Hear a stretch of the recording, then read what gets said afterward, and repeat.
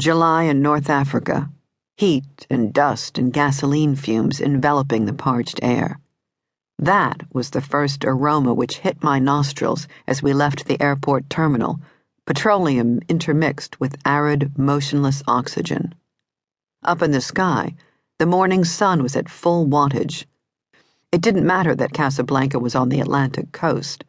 The first sensation on leaving the somewhat cooler confines of the arrival hall was, "Welcome to the blast furnace." "We would have to arrive in hell," Paul said, as we waited at the packed bus stop for the coach into the city center. "Well, you did once live here in July, right?" I said. "It will be cooler in Essaouira." "And we'll be there in just a few days, and no doubt the hotel in Casablanca has air conditioning." "Don't be so sure of that. This is North Africa. Discomfort at the cheap end of the spectrum is part of the deal." "Then we can find a hotel with AC. Or we can change our plans now. What? Back in a moment." With that, he disappeared off into the crowd. I wanted to follow him, but our 4 sizable pieces of luggage were there in front of me. They had clothes for many weeks and all of Paul's art supplies, as well as the collection of 12 books I had envisaged myself reading while facing the waters of the Atlantic. Were I to leave the suitcases and pursue my husband, I would be inviting theft and disaster at the start of what was already shaping up to be a rather dubious adventure. So all I could do was shout Paul's name.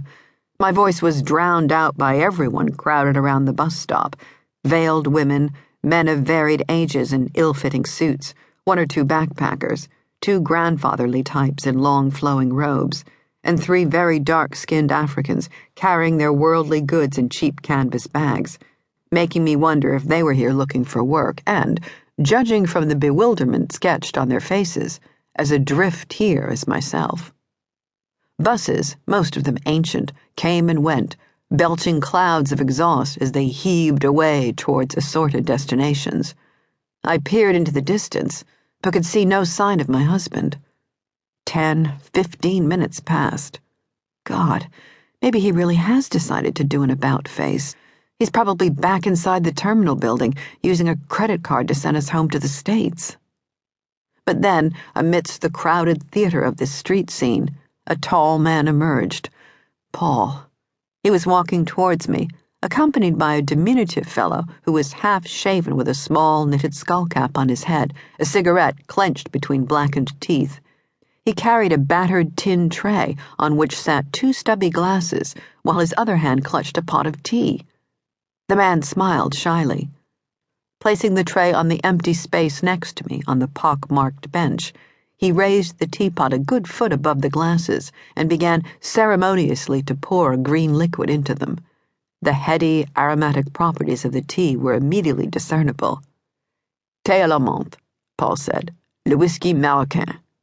Mint tea, Moroccan whiskey. The man smiled, offering me the tray with the 2 glasses. I lifted one of them. Paul took his and clinked it against mine. "Sorry to have disappeared like that," he said. He leaned forward and placed a kiss on my lips. I accepted it, as I did his hand, which he intertwined with my free one. Then I took my first sip of Le Whisky Marocain.